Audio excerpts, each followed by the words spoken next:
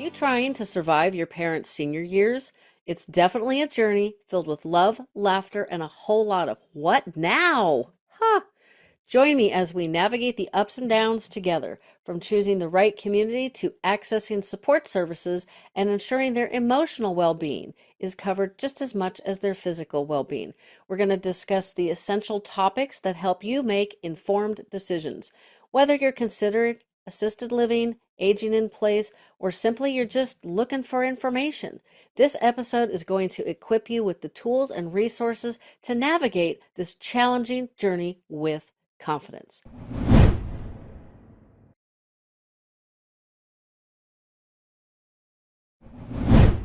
Welcome back, Fading Memories listeners. This one is definitely an episode for everybody. So make sure you're sharing this with your neighbors, your friends, your family, the stranger in the grocery store. Today, we are talking about how to survive your parents' senior years.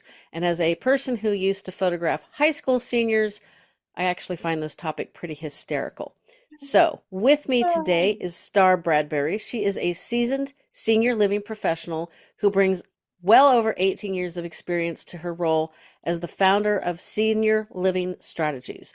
Her background is as a licensed administrator and executive director for both assisted living and memory care facilities, and that gives her a deep understanding of the various options available to all of our families. So we're going to have a focus today on helping families. She helps families make informed decisions about senior care, whether it's the right choice for you or not. Star also offers invaluable insights into choosing the right community. That's definitely important. Or if you're not going that direction, making good choices on aging in place, accessing additional support when needed, all kinds of great stuff. So her practical approach and compassionate guidance are rooted in her personal experience of caring for loved ones and her professional experience in the field. So, with all that said, thanks for joining me, Star. What a lovely introduction. I always get impressed with myself. It's like, really, yeah. Well, I Oh, didn't I but didn't make it thank up. you for having me. No, I You're I know, but it's funny when somebody, kind of summarizes your life of many years into a sentence or two, a paragraph or two, and then you go, yeah, yeah, I did that. I ran an assisted living. Yep, ran a memory care. Yeah, went through the all of the trials and tribulations with my own parents who divorced and remarried. So I had two sets of parents to worry ugh. about. And then I worked in a life care community for many, many, many years. So I come from a slightly different perspective, perhaps, given that I have 25 years in senior living and looking intimately knowledgeable about senior living, assisted living, memory care, life care, retirement communities, and then hands-on care for all of your listeners out there and your podcast attendees who are experiencing this themselves. Well, I need to check on the statistic because I bet you it's a higher number now, but I frequently tell people 70% of us are going to need care before we die. I We don't I don't cannot think you're I don't think you're too far off. I I would really assume it's higher at this point, like 73, 4. Well, I love the quote from Rosalind Carter. There are Mm-hmm. only four kinds of people in this world. There are those who have been caregivers, those who currently are caregivers, and those who will be caregivers, and those who will need caregiving. So, pretty much, you know, that sums it up. In my book, there's an expression that I borrowed from a dear friend that kind of looks at the cycle of your life in terms of what I let's just say post-retirement to make that clear. And you might remember that I talk about parents being in the go-go years, the slow-go years, and the no-go years. And the mistake that I see a lot of older adult children make is they say, well, gosh, my parents are doing great. They don't need any help now. My dad golfs 5, 6 times a week, and my mom's, they're traveling. Well, yeah, those are the go-go years. The problem is that if we live long enough, and many, many seniors are living longer and longer, you're going to transition out of those go-go years into the slower going, slow go years, and then eventually, again, likely, more statistically true than not, move into those no-go years. So how do adult children and how do seniors themselves kind of look at that realistically and try to develop a plan to meet those changing needs over time? Definitely. Well, so the reason I was mentioning that statistic is because if 70% of us are going to need care, I'm convinced that most people think they're going to be in that 30%, and obviously the 30% are people who die suddenly, who die young, whatever. It's like, I don't think we necessarily want to plan slash hope we're in the 30%. That's right. So we got to figure out how to get the at least 100% of the 70%. You can tell I can do math. um, to start having conversations because, it creeps up on you. My aunt took care of my paternal grandmother, I don't know, for like 25 years, and she was in the go-go and the slow-go years for, over 100 years, which, holy God, that's a long time. Well, that's a really good point because what I like to remind people is that there's no rule that says you can't go from go-go to no-go and skip the slow-go. And so often adult children are caught unawares and they don't realize that when your parents are in their 80s or even yourself, that you don't have as much resiliency and bounce back.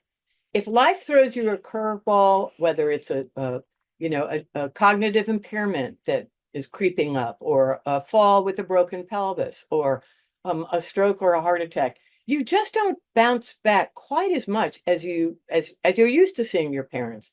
And it's hard for adult children to see their parents slowing down, and nobody likes to see their parents uh, being challenged or having any sort of um, uh, uh, inability or mobility issues. But I mean, the reason I wrote my book, here it is.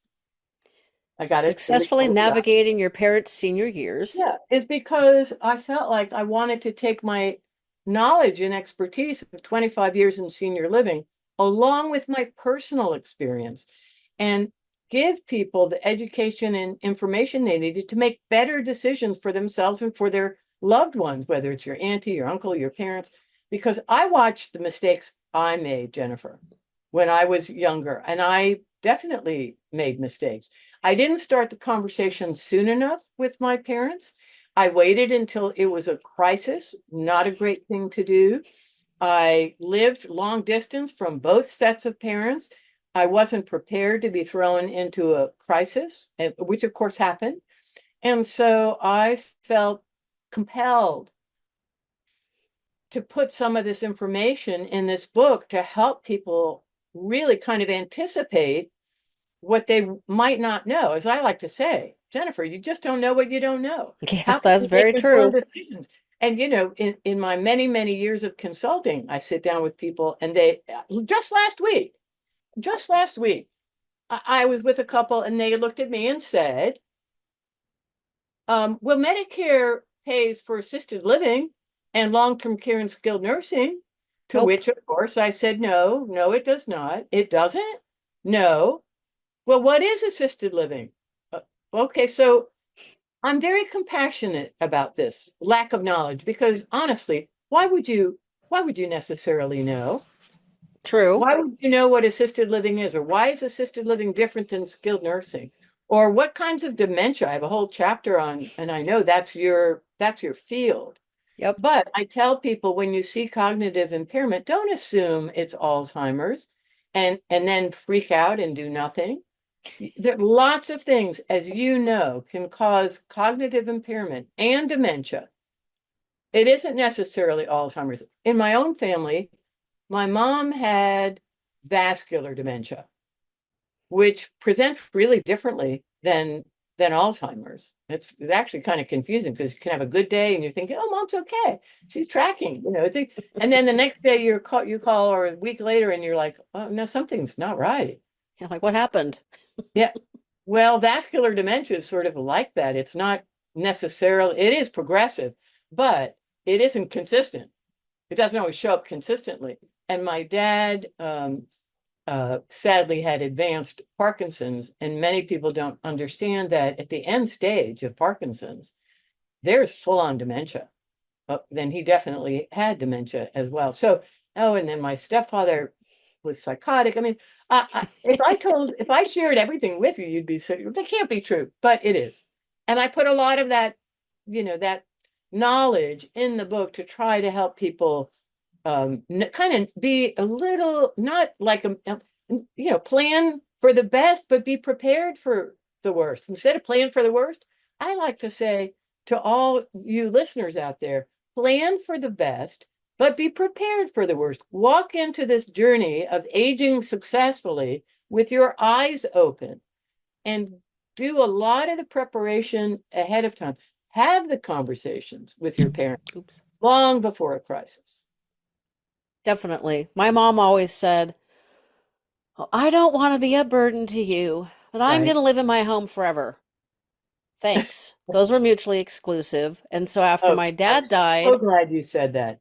and I had just turned 50, just like 3 months before he died, and my daughter had just moved out the month before. I was like, "Excuse me, but the chapter of my life that I'm planning on being in does not include moving mom in with me." And I instinctively knew that that was a very bad idea. So I had to choose to move her to memory care, which I knew she didn't want. And it took six Hard weeks for her decision. to, yeah, it was an excellent decision. But the first 6 weeks were hell. And so, you question your sanity and did I make the right decision? And why am I doing this? And I'm a horrible person. You go through all the ugly emotions. And I've told this story before. I don't think I've told it to you. So it took her 6 weeks to acclimate. So for 6 weeks, I would show up for a visit. She would wail and cry like, a hostage being released. It was very, very ugly. And I Emotional. show up, I steal myself outside. Okay, and a lot of people don't understand this, but I always just assumed it was going to be an absolute poop show, because if I assumed it was going to be a horrifying nightmare, generally the visits could not live up to my horrible thought process, which was good. So I like steeled myself with super negative thoughts, which doesn't really make a lot of sense, but it worked for me. Oh, And I understand why you did that. yeah, so It's I show it's up. not a bad approach because Well, it's it you worked. set the bar so low Yeah, that if it's not that bad, you can handle it. So yeah. and I've seen other caregivers do that. But before we go on, I just want to tell you that from my years of working with thousands and thousands of families and hearing adult children say, but I promised I would never put my beloved mom, dad, auntie, uncle, whoever, your loved one, in a facility or whether it's memory care or assisted living or skilled, um, that I want to hold you up as an example of someone who recognized that they could not be a 24/7 caregiver to their mom and maintain their sanity, their physical, spiritual, and mental health. And so for everyone out there wondering, like, what am I going to do? I always went in my consulting business. I say, don't ever make a decision where you're basically throwing yourself under the bus. You're basically committing to something that is going to destroy your marriage, perhaps, or your family peace of mind and cohesion, or your own sanity, or making you quit a job that you need to help support your family, to take care of a beloved parent. If you have any choice at all, and hopefully you do, because I'm aware what the cost is, Yeah. for facility care or assisted living. But still, let's put that on the back burner for a minute and say your example of having the courage and kind of sticking it out, recognizing that in the long run, your mom was happy. She Mm-hmm. loved that facility. She settled in, right? Yep. Made friends, Yep. adjusted. And what I try to stress to people, because of all my years in working in facilities, is unless you visited communities recently, you have no idea what's really out there and what the choices are, the options are, and how nice some of these communities can be. As much as they get a bad rep, there are good communities out there. And especially for someone with memory care, I remind people, if that's in their future, the sooner you move somebody in before they're no longer able to adjust because of their cognitive impairment, the better they're going to be. Why? Because they can adjust to new environment, they can make new friends, they can get to know their actual, I'm down this hall and that's my apartment. Before their dementia gets to the point, Jennifer, where it's even harder. Because if you're thinking about, and here's the tag to my book, critical information to maximize their independence and make sure they get the care they need. What I like to remind people of is staying in your own home may or may not maximize your independence. It may not contribute to it at all. Are you isolated? Are you lonely? Are you unable to drive? Are you struggling with your, just managing? Well, that's not helping your independence. Mm-mm. Yet there are many communities that might offer you relief from some of the stress of trying to live in your own home, even independently, not even for memory care, Yeah, I've where never understood the resistance to assisted living because, when this comes out, so this comes out a month after my birthday, so I'll be 58 when this episode comes out. 58 in a month. early happy birthday. Thank you. So I've always said, like, when I get to 85, I can't imagine wanting to deal with. Now, we Right, order our groceries and have them delivered because the grocery store that's closest to us love it. It's employee owned, it's awesome, but they don't have everything we want. So that means right. I have to make another trip to, the Safeway, to the major grocery store, which is 20 minutes away, which really irritates the crap out of me. And I'm guessing the traffic ain't great in California. It's not too bad up here, but it's just, we get out, I have to drive down Highway 49 and it goes from like 65 to 45 and you got Right. people who are going 45 in the left lane in the middle. It's just, yeah, Well, it's irritating. what I try to remind people of is that if you asked anybody, what does aging successfully mean to them? And of course, I have these conversations all the time with my clients. But the one refrain you're going to hear over and over again, almost regardless of age, assuming they're a senior, um, and regardless of their circumstances, is this: I want to maintain my independence for the longest possible time. Yep. But what I try to help people see is if you really parse that down and peel the onion and any other metaphor you can think of, it really means that you're able to maintain a quality of life where you're as independent as possible. You can come and go as you want. You can do some of the things that make you happy. You have friends, that you're social, not alone in a house or isolated or wondering how you're going to manage the maintenance in this big house.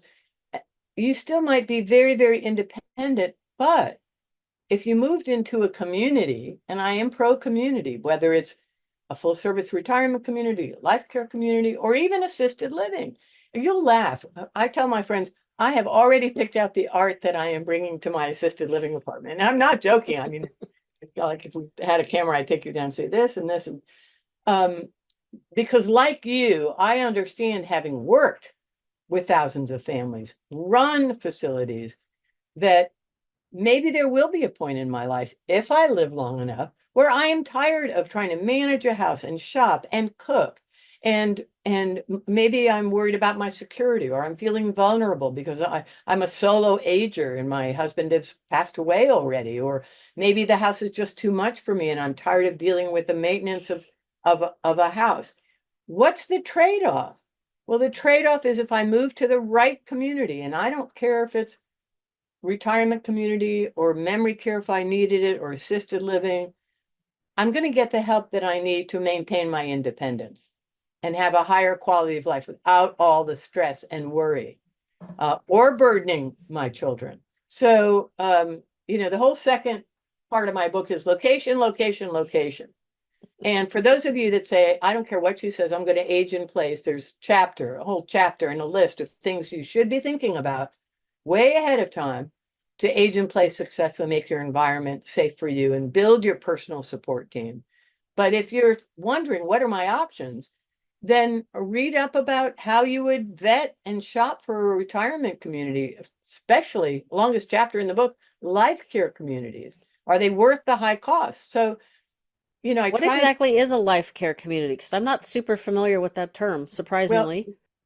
it's still also called a continuing care retirement community, CCRC, and they don't call them that much anymore. They now nationally, most communities use the term life care. So what is it? Oh gosh, we could do an entire show on this, Jennifer. But um, here's the short version: a life care community is a community that has independent living and on the same campus, ideally. It also offers assisted living, memory care, and skilled nursing. And the Mm, people that move in to a life care community typically pay an entry fee and an ongoing monthly fee. And that entry fee guarantees them that when they need a higher level of care, that they can transition to that higher level of care for as long as they need it, to short term out of the hospital, then go back to independent living, long term assisted living, or long term memory care, or even the highest level of care outside of a hospital, skilled nursing care. So that entry fee, I tell people, yeah, but I know there's somebody out there going, yeah, I know, but they're really high. Yes, that's true. There is no denying. I mean, you say, well, what's the average entry fee in the United States? Probably 300 to 400,000 oh, average. yikes.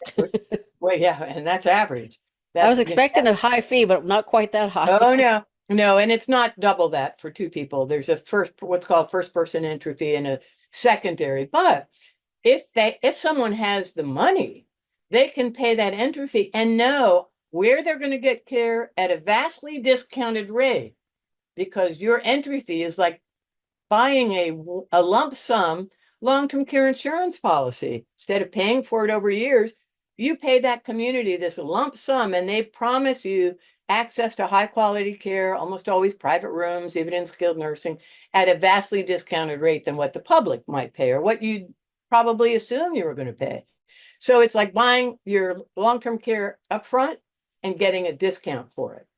So that's the short version. However, remember now, it's the longest chapter in the book. So there's a lot to learn if people are considering a life care community. It's complicated. There's no uniform definition nationally about what a type A or B contract. There's lots of contract options. But for those people who can afford it, I'm a big fan of life care communities. And they're all over the United States and they range tremendously. But if you're out there wondering, what are my options? Or especially if you say, I don't have any kids, or as I like to say, are your children willing, able, and capable? That's a lot. Willing, able, Mm-hmm. and capable. Maybe not. Maybe so. And you're wondering, what are my options if I don't feel have anyone to depend on, or they all live in another country or another state? I would say look into a life care community or at least a full service retirement community that may in fact be rental, no entry fee. But they have all these services for seniors and almost always maybe have at least assisted living that you can transition to if you need it. Because if you're planning to age in place and home, you better ask yourself, how am I going to pay for care in my home if I Yeah. need a home companion? That's actually more money Well, that's than, about 25, $30 an hour oh, in it's my more. what is I it? know I know a caregiver in Virginia, and this has been a couple of years at least. It was 35. So I'm thinking anywhere from Right. 35 to 50. When my Uh, dad was on hospice, we were paying a care company to come in and take care of both my parents 24/7, and it ooh, was $28 an hour, so it was over $700 a day. It doesn't take too many math skills to multiply 700 times, say, no, 30. It costs more than the exactly. memory care my mom was in. And, Exactly. you know, Exactly. I think the memory care was better. Um, there was pros and cons Say that both way. again for those of your podcast fans. I think memory care You was just said better memory care was better than having somebody in the home watching mom. Tell me why. because I couldn't supervise people 24/7. My parents lived 20 miles away. And Right? so, you had to question was the person, the night overnight person doing what they were supposed to do. It's really, really hard. This is pre-COVID. This was 2017, so it's like like a whole other lifetime ago. Doesn't it seem like it? Yes, Gosh. for real. I know it's like, what was that like? That we had a couple of really good. They were there like a couple days a week. So like the Monday, Tuesday morning gal was actually a CNA, a certified. No, she Right. wasn't a CNA. She was an RN. And at the very end, she showed up. The overnight gal said, "Oh yeah, I changed Mr. Graham like 2 hours ago." The morning shift gal walks in. My dad is literally everything is soaked. The sheets. There's no way this woman changed him 2 hours ago. And so that And you're turned. depending on one person, that one Mm-hmm. person that's coming to the house that may or may not show up, may or may not be trustworthy, may or may not do what they're supposed to do. And so and I've seen all of that, right? Yeah, it was So hard. So that's why I'm a fan of community living. When you are depending on an entire staff to fill in if one person doesn't show up, you have lots and lots of eyes. You have the director of nursing, you have the healthcare administrator, you have the higher management staff that's overseeing and paying attention. I'm the first person to say facilities aren't perfect. Mm-mm. And don't ever think as a family member that your constant attention being an advocate for your loved one isn't important because it is. I just shared that with clients today. If you're considering moving closer to a parent, I mean, to an adult child who's willing, able, and capable, that's worth considering if staying in your home and you're alone and have no support system, or you're moving to a facility where you have no advocate, nobody checking in on you, I would tell you right now, move closer to someone in the family that's going to check on you regularly, visit you at least once a week, if not more. Make sure you're getting the care that you're supposed to.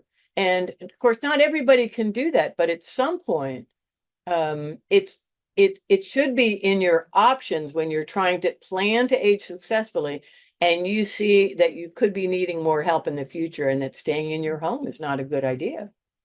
Yeah, but that's the cultural shift we need to make. So how can we Gosh. help the listeners start the conversation with their aging loved ones? It doesn't matter if it's Well, parents, grandparents. Like my husband will be 60 next week. We're still fine. We've had these conversations. We only have one daughter and a son-in-law, and she's got an autoimmune disease, and stress exasperates it. So we kind wow. of know that relying on them, not maybe not necessarily in our best interest. It's Right. definitely not in their best interest. So alternative discussions have to happen. And of course, when we moved from the county that I lived in forever up to the Sierra Nevadas, we ended up with a two-story house. So we know there's limitations. And it's like it's very hard to find single-story homes, which is really stupid. If You there's would any think, develop, wouldn't you think that developers would be building more senior-friendly homes that are one story and easily accessible and that are what's called universal design, which yeah, takes into account a lot of design changes that are more conducive and senior-friendly. well, they don't even have to necessarily be senior friendly. I just returned from a conference for healthcare advocates, and I learned a lot about True, people with low true, vision or people that need mobility aids. And it's right. like, You my don't house have is a to feel nightmare the for need, somebody with a wheelchair or even a walker because there's two right. steps in, brick steps into the front door. That's a Fortunately, the hazard. mass yeah, and they're not. I mean, we almost need to put like, yellow tape because there's no contrast between each step, and Hard it's to a see. little dicey, especially for those of us who have weird vision like me. But yeah, so it's like I know all these things, and we knew all these things before we bought the house. So it was like, we might have to sell this house and go to assisted living. And in my 80s, I don't think Well, that's a wait, bad wait, wait, wait, idea. wait. You might have to sell that house and pick another house that's more user friendly, right? And it Maybe. doesn't have this, before you go to assisted living. So there's steps in between if you're looking ahead and planning. But I want to go back to, how do you start these conversations? Because Yes. I would say that is a question that I am really asked a lot. And the entire first section of my book is developing a plan. And the first chapter is how to get the ball rolling. So here's some tips.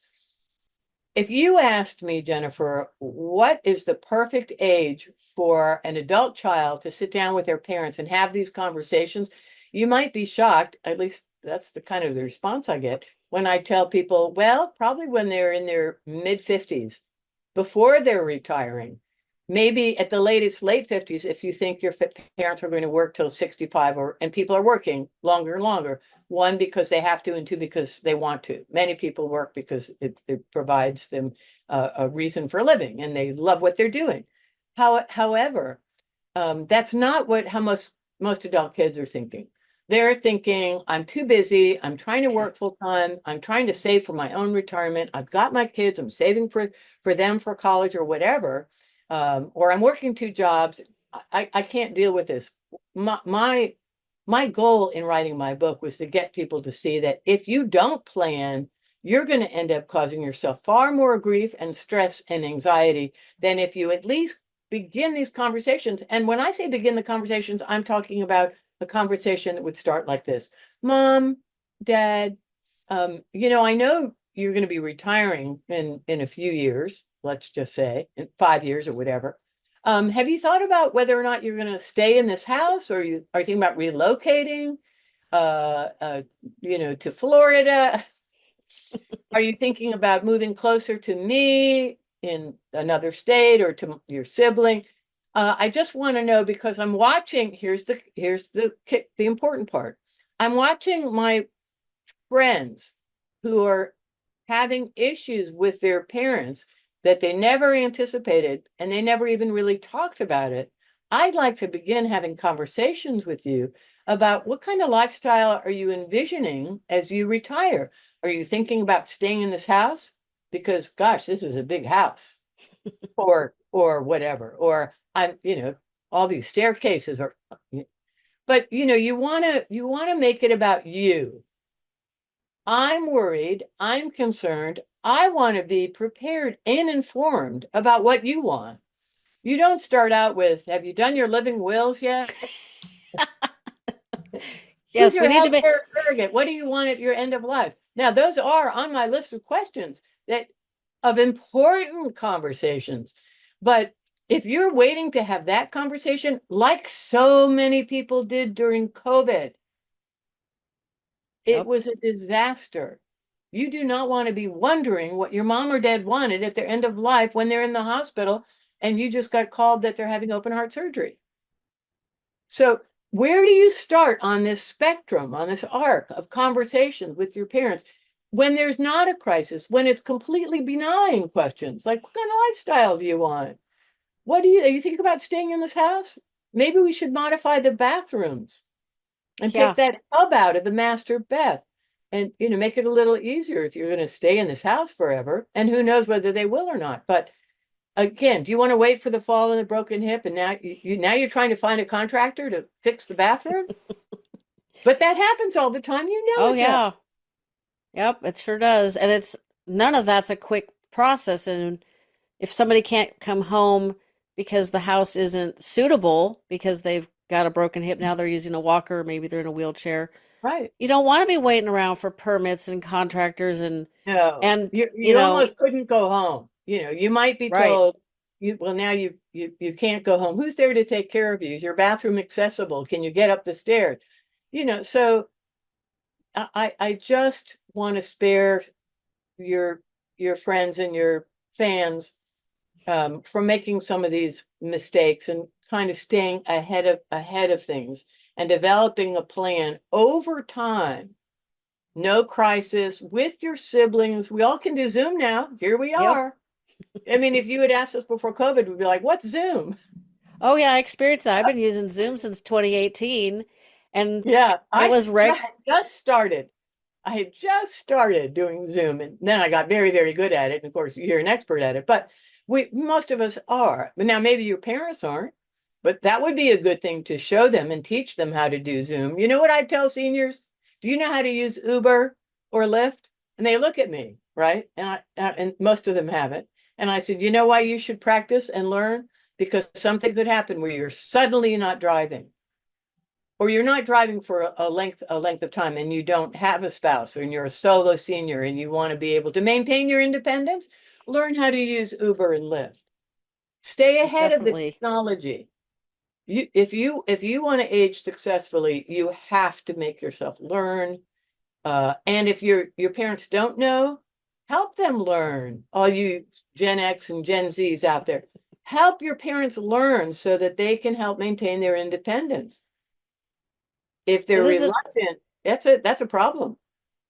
oh, for sure. And learning new things is good for our brains. It helps our cognitive Absolutely. abilities. And I've, it's think of it as great compassion to teach your grandmother or your mother how to use Uber and Lyft so that if the time came, she could use those services if she wasn't driving. instead of calling you at work. Well said. Well said. So Yeah. we're mostly talking to people who are already in this, neck deep into caregiving. So for the caregivers, if you haven't had these conversations with your kids or grandkids or Good whomever, point. yeah, let's get started because I have had these conversations. We did our living trust when I was 50, 52, 3, right in my mid 50s. And I thought we were like bad children, way late to the game. And our attorney's like, nope, most people your age haven't done this. And I was like, ah, oh my God, now I got a new Oh, soapbox to yeah. stand on. And once you get past some of the tricky questions, like, so I said, we have one daughter. She's got, she's married. And my son in law's family has not known what something other than financial struggle is his Ooh. entire life. And so the attorney said, well, what do you want to do if your daughter goes before you? My first response was, well, that's a really rude question. It's a very real question. It is. I mean, it's Sadly, but possible. I mean, it's a practical, real question. And he said, you don't have to answer now. And of course, I get all in my head. Well, if we, give our estate, whatever it is, to our son in law and his family, and I start thinking about all these worst case scenarios, that would be his problem, not mine. I'd be dead. And one day I just came down the stairs out of my office and I said, what the hell? It doesn't matter. I'll be dead. And so I told my son in law, I, I I have said, said that to myself too. yeah, I'm And like, what I, kind of I just looked at legacy him. do you want to leave behind? Well, I just looked at him and I said, don't do something stupid that's going to make me come back and haunt you. And that, once I pulled myself out of my head, it was fine. It was like, now we don't have to have this conversation. They know what's like, they have those details. Maybe now that my husband's, I've thought about changing some of our documents because, we don't have healthcare proxies or financial proxies because we don't need them yet. Although sometimes I think my husband does. But anyway, that's a whole other show. um, but it's like because I've lived through this, I know what needs to be done. And we have had a lot of these conversations, and a lot of people, it just gives you this ick factor. Oh, I don't want my parents to think I'm after their money, or I don't care I, because I I, went through that with my dad, and he didn't have a big estate. However, when I started, and this is one of the mistakes that I try to help people avoid, I waited too long to have these conversations. So then when I started getting anxious and worry as his Parkinson's was increasing and they were in New York City, bad place to get old in. yeah. And I saw that my stepmother was stressing out. And then we tried to kind of address these issues, my sister and I, and we got shut down fast because they thought we were you're being nosy. It's none of your business. What we have financially, blah, blah, and that was not what we were interested in. We were interested in their well-being and trying to hire some help in the home. And so that's why I just can't stress enough. You want to try, if at all possible, to develop these conversations over time, over years. Involve your siblings if you're lucky enough to have supportive siblings that can work with you.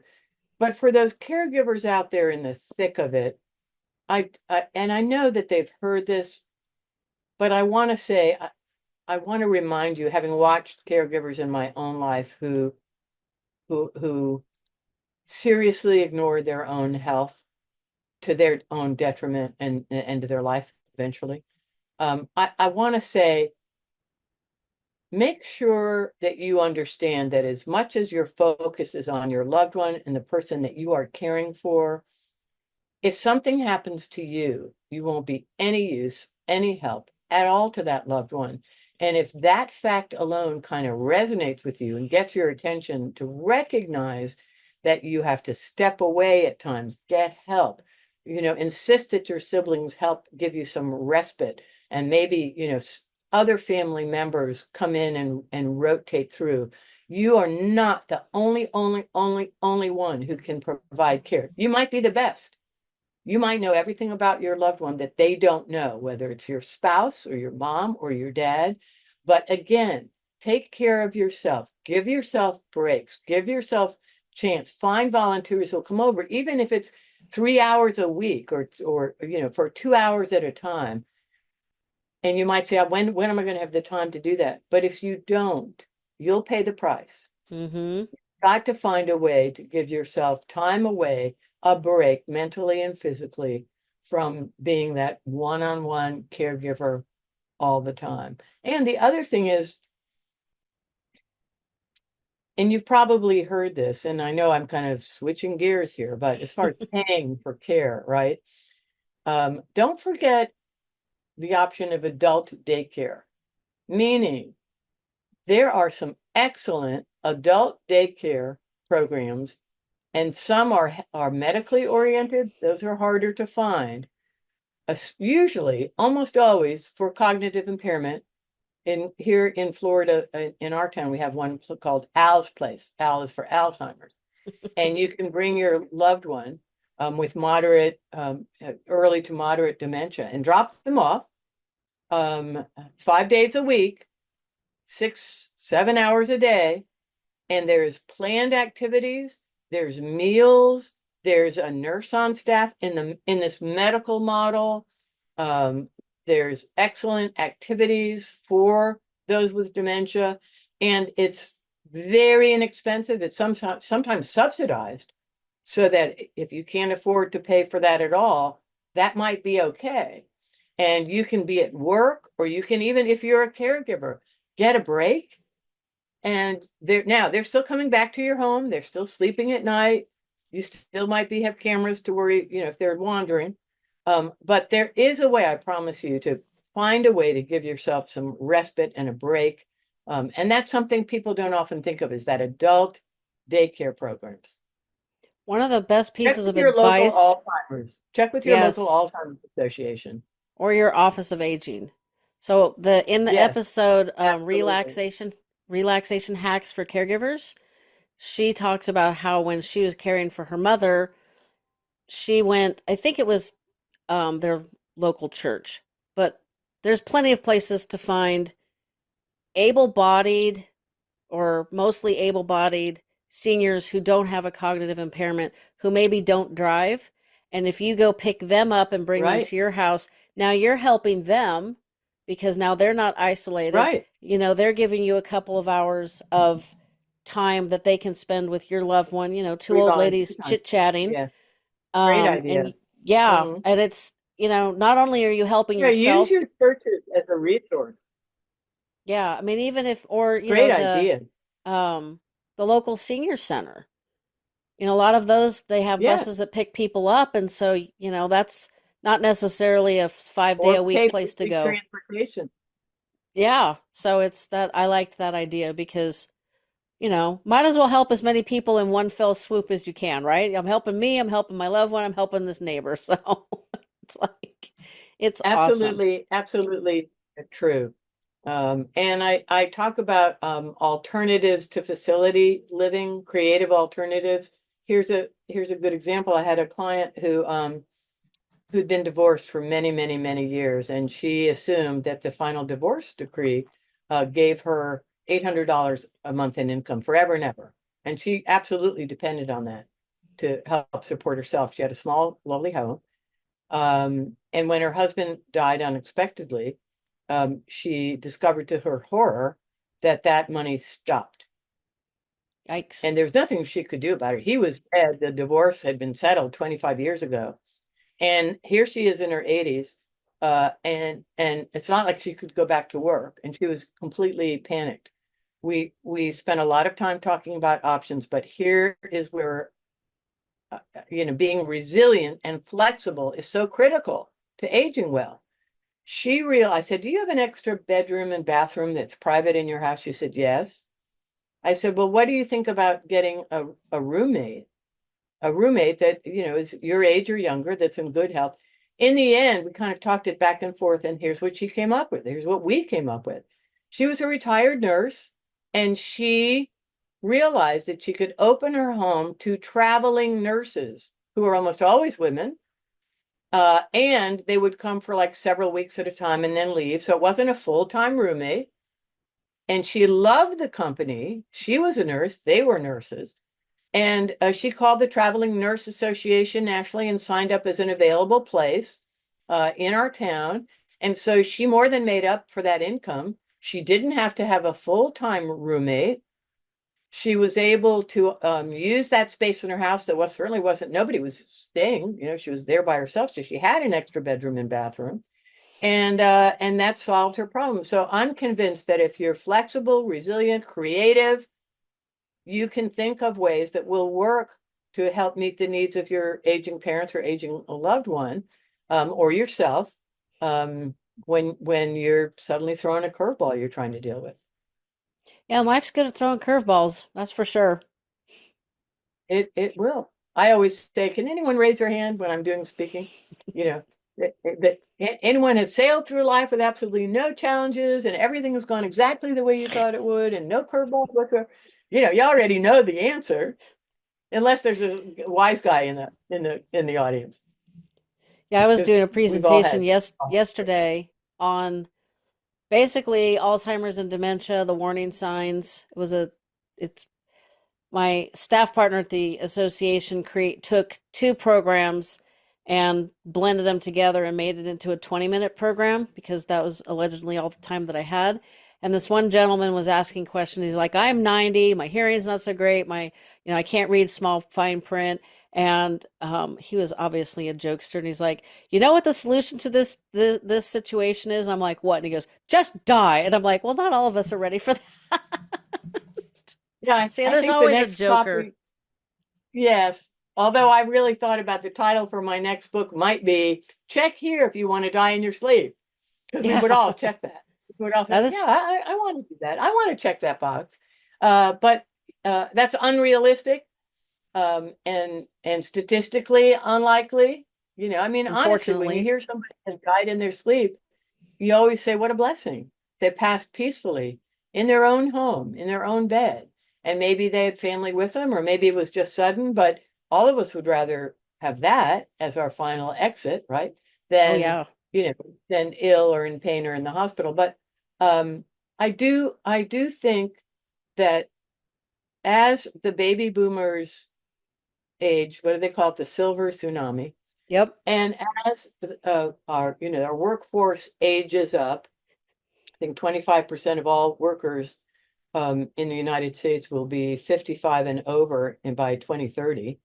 Um, we're all going to have to become more educated and informed in what we can do to age well, age gracefully, take care of ourselves, help our seniors and our loved ones age and age well. And we're gonna, as a country, we're gonna have to face what we're not doing well, Which is all of it. which is a lot. I mean, I personally believe our healthcare system is broken. It got worse after COVID.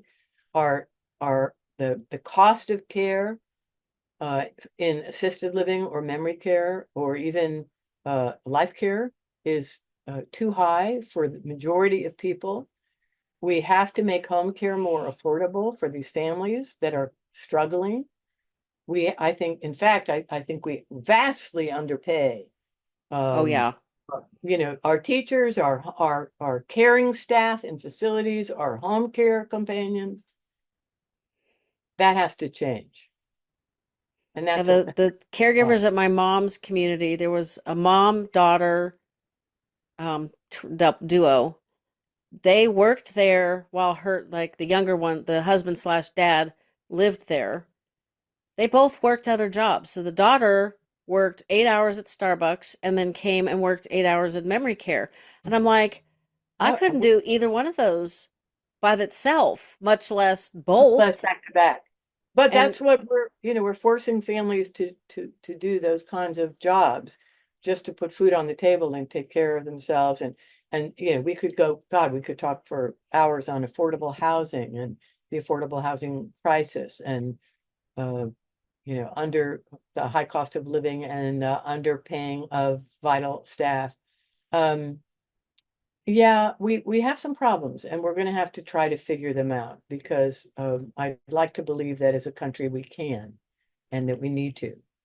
we can. We I just can't need give up to. hope on that. No, I think as the population age, so I'm an old Gen X. Hmm. Gen X is what, 65 to 85? So I was born at the end of 66. Okay, So I'm old Gen X. So as the Gen Xers enter the senior years, right. I had somebody tell me, "Well, you could probably get the senior." I can't remember if it was. I think it was a train ticket. You could. I'm like, "What's the age for seniors?" And she said 60 something. I'm like, "I'm not qualified." And I'm she goes, not "Oh, I'm there yet. sorry." I was like, "Damn, I've been traveling too much. I must look old." And I didn't take offense because it used to be 55 and I'm almost, Uh-huh. when this comes out, I'll be 58. So I qualify for those, but they've bumped it up to 65, which is fair. True. But it's like as the Gen Xers enter, the like my husband is the very, very, very end. I call him a barely boomer. A You know, barely, that's cute. I like that. A barely boomer. people are born 6 weeks before, he was born at the end of 64, so he didn't get all the benefits of that generation that he's technically a part of. But as my generation enters, the 60s and, the baby boomers are still Yeah. hanging around, I think this country's going to be like, holy crap, now what do we do No, with I it? agree. I agree. And there's a quote that I love, and it says, "Do not regret growing older. It is a privilege denied many." That is So, true. we sometimes I think we need a little reminder that life uh, is precious and that growing older. I think did I tell you that the fastest growing demographic in the United States is 90 to 100? Wow. That is true. That means that and I have friends whose parents are 95. I have one of my best friends just turned 95 and she's Oh going my strong. goodness. Tell her she's my role model. And I have lots of my friends whose parents are in their 90s. And so when all of you Gen Z, Gen Xers out there are wondering about planning for yourself, let's not forget that we're all living a lot longer. And in some ways, wouldn't it be cool if we said, how exciting, I can take up oil painting at 85. But I think the point is plan for a longer life. Look at it as an opportunity to continue to grow as a person, to commit to lifelong learning, to not be afraid to try new things, to break the boundaries of our stereotypes about aging and our negativity towards aging. I think I told you that October 8th is National Ageism Awareness Day, and we all have stereotypes in our head. We all do. My goal is to model for my younger friends, what it means to grow older gracefully and have a plan to age successfully. And instead of avoiding that, to actually, as I said, plan for the best. Well, I Have you? think if we plan for the best, it makes aging gracefully easier It does. because you're It not does. making decisions in a panic or you're not Right. expecting, or your kids or family members are not having to make very difficult decisions with very little information and very little time, like I had to do with my parents. That was so much fun. And that's far more typical, as you know, than Oh, being yeah. prepared. And the other But thing about being prepared, and when I was doing this presentation yesterday, lunch preceded it, so I was listening. Of course, can't go anywhere without talking about people's cognitive impairments. And this gentleman that was in charge of the group that I spoke to was talking about the ungodly amount of hours spent trying to undo things. Like his parents didn't have a landline, but somehow they were paying for something for the landline, and just all these things were like they just like you sign up for a subscription and oh, yeah. you're almost still getting charged for the subscription after you die. And the point that we made was, because when my dad died, I went to cancel his phone. So I called and I said, who I was, what I was doing. My father had passed away. I have his death certificate. This is what I need to do. How Right. would you like to proceed? Oh, I'm so sorry for your loss. Do you have his PIN number? No, I don't. Well, is there a way Yeah. you can get it from him? Like, no, he's dead. I just told you that. Oh my God, I went round and round with this stupid girl. 5 times I told her he was dead. And I'm like, she's really freaking lucky that I'm Patient. sturdy enough to be able, like, I'm not screaming at her. I'm not bursting into, like, that could have been so ugly. And Yes, so, that's true. You could have been traumatic for you too. yeah, Yeah. I mean, I remember it very clearly. So I guess it was a little traumatic, but it's like, we need our systems, and businesses certainly need to get with things like, like I got Be a PIN little numbers more for, responsive. Yes. well, yeah, well, first off, I don't know why in the 80s we decided that we were going to go with policies and not let people use their brains. We need to go back to hiring smart people and letting them use their brains. That would Yes. be a huge thing, but we need businesses and systems, and like the whole country needs to realize we're all aging, and we got to put some systems in place that don't make it very difficult for families helping care for somebody who's aging. Like, please don't Well, expect them to spend an hour on the phone going in a circle because they don't have a PIN and it's number. so frustrating, but I completely agree with you. I don't want to keep plugging my book, but in the five pillars of aging successfully, the first one is where are you going to age, right? Your actual environment, stay in place, consider moving closer. Where would you move? And number two is the medical information that you should have, a long, long list in my book, way beyond living wills and healthcare surrogates, but information that's critical, especially if you're a long distance caregiver. Three is financial. And on that list is, you don't need to ask your parents for their PIN numbers and for their password codes, but you do need to find out where they keep them, how you could access them in an emergency or after their death, and do they keep them in the cloud or is it a book in their desk drawer? And then four is paying for long-term care, right? The five pillars. Four is how are you going to pay for long-term care? Part of that conversation you need to have with your parents, not beginning, you don't start with that, but at some point, mom, dad, if something were to happen to you or you needed care in the home or care in a facility, have you thought about how you're going to pay for that long-term care? That's part of that conversation. Should they get long-term care insurance? What are the options out there on the market? Is it affordable? And five is a legacy, a passion. What is your reason for getting up every morning and continuing? I mean, honestly, if you're going to live to 90, 95, you have to have something that motivates you to stay engaged in life and something you're doing. And my experiences, those are usually the happiest people are the people who are giving back, who Mm-hmm. make a difference to other people in their lives, somehow giving back, mentoring, teaching, volunteering, playing music, singing, something they're passionate, they love. And that's kind of what I build my five pillars of aging successfully. I keep thinking of more, like, oh, and don't forget, take care of your physical body. Uh, You're gonna end up with but the ten commandments of aging. Yes, that's right. I probably, yeah, that sounds a little too, godlike, but I don't have a problem with that. I'm not God, but I could That's certainly expand those five to, to 10. But I'm hoping that your podcast fans get something out of this conversation and me being a guest on your show that, you know, um, the book is available and it's successfully navigating your parents' senior years. Although I will tell you, half the people that come and hear me do presentations buy it for themselves and then four copies for their kids. So it's easily applicable to yourself as a senior, or buy it for your siblings and yourself. But it's on Amazon. It's like $16. It's not expensive. Um, you can actually any Barnes and Noble, any book site that you're a fan of. And my request is if you read it and you like it and it's helped you, please write a review on Amazon.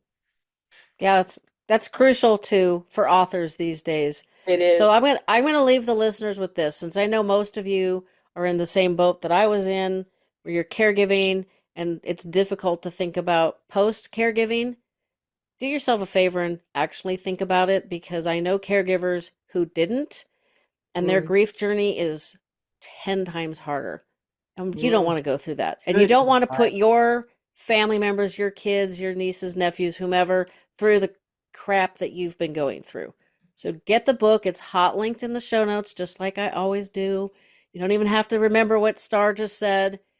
You Oh, know, and I sent you a discount for anybody listening.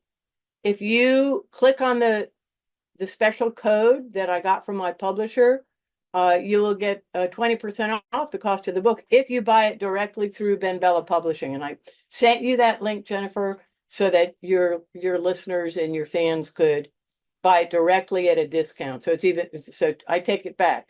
You don't need to buy it on Amazon. You can buy it through Ben Bella Publishing and put in the code memories when you're checking out on that special link, and you can get a discount. I'm glad I remembered that.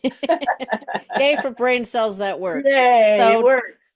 do yourself a favor, put it on your Christmas list. Of course, this comes out a week before Christmas, so you know, tell people, share this information with people so that we can all age well together and have a good time doing it.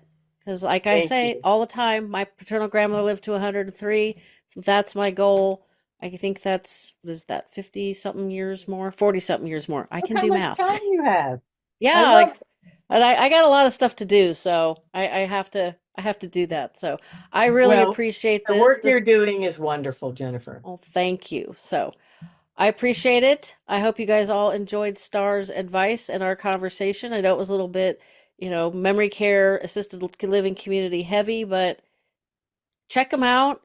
I personally think they're fantastic because you got somebody watching out for you. You got somebody that can help you with your meds, somebody there in case if you fall or something bad happens, somebody planning activities, making you good food. I mean, like, what the hell? You just get up in the morning, decide what you're going to do today. You don't have to worry And about all you that have other crap. and you have activities and friends. Yeah. And it's all built in. It's like one and done. So I'm a thank you fan. again so much. And for the rest of you guys, I will talk to you again next week. Bye, everybody. Fading Memories is also available wherever you get your podcasts.